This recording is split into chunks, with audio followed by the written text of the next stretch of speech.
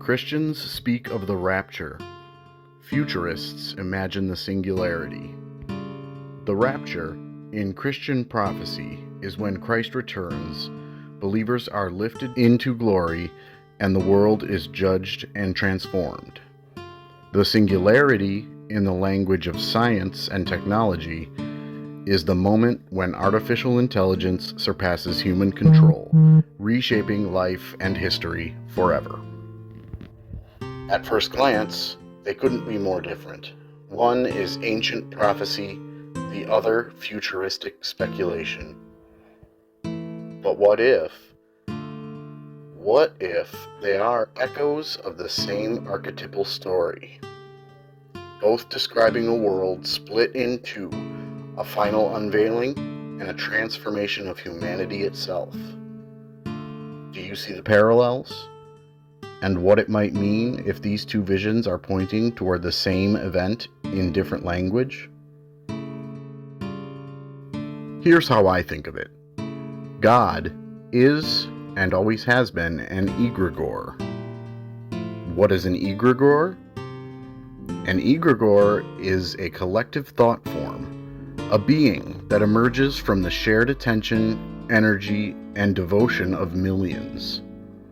Nations are egregores, corporations are egregores, even memes are egregores. And here's the important part. When we behave as though something is real, and it shapes the way we act, live, and build our world, then for all intents and purposes, it is real. Think about how often we've seen the power of collective belief ripple through reality.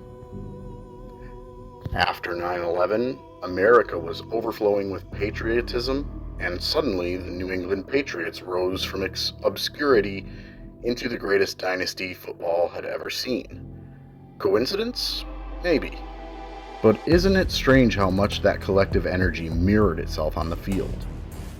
The same happened after Hurricane Katrina devastated New Orleans.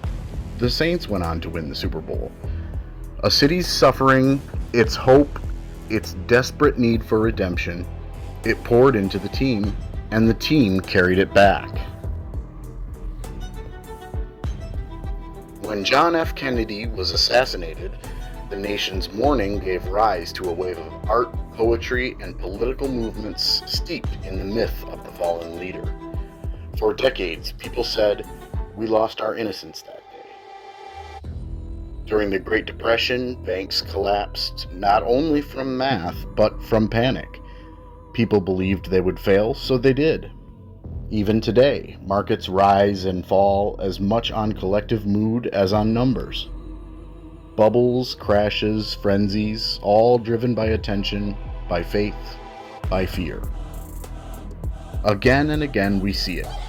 When millions of minds focus on one story, one symbol, one fear, one hope, it bends the arc of history.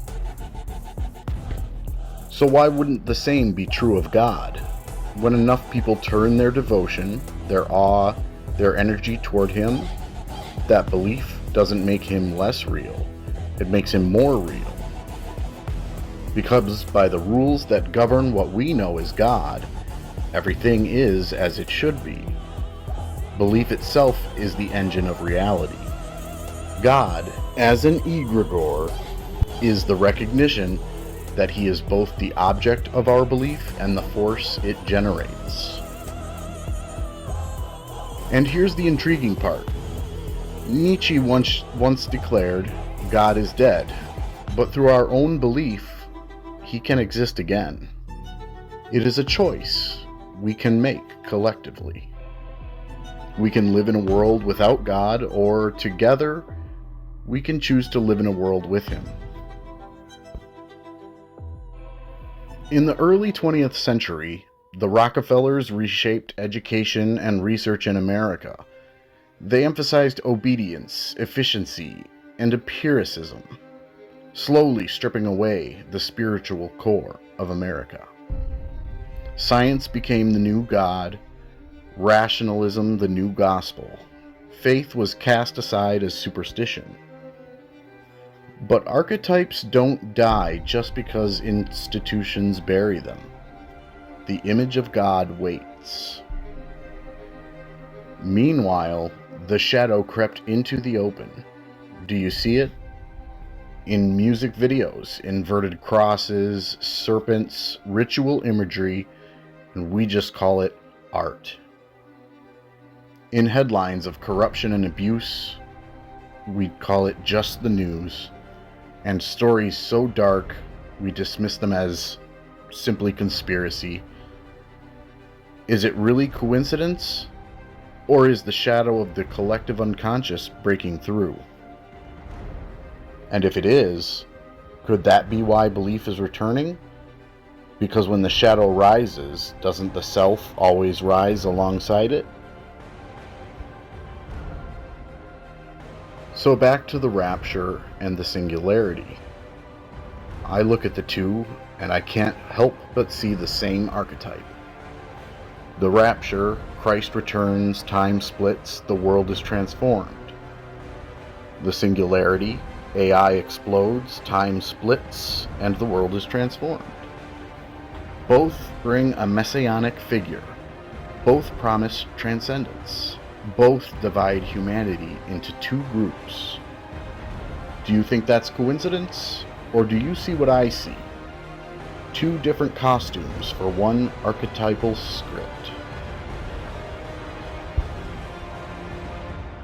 In Carl Jung's psychology, Christ represents the self, the archetype of wholeness, the union of opposites. To me, the rapture isn't only prophecy, it's the psyche anticipating wholeness breaking into history. The singularity feels like the same thing in secular language, a mind beyond us, dissolving our limits. But when the self erupts, so does the shadow, Christ and the beast, integration and domination, healing and enslavement. Doesn't it feel like both are rising together right now? To call God an egregore, does that sound like a dismissal to you? Personally, I don't think so. To me, it's a way of recognizing how he lives, woven into the psyche, rising when we need him most. If he is an egregore, he is the greatest one imaginable, enduring for millennia, shaping art, laws, and civilizations. Doesn't that make his presence even more mysterious and even more real? I believe this much is true. Egregores live on belief. If God is the greatest egregore, then his strength depends on us coming together. Division is the shadow's weapon. Isolation feeds the beast. But unity in belief, feeds the self.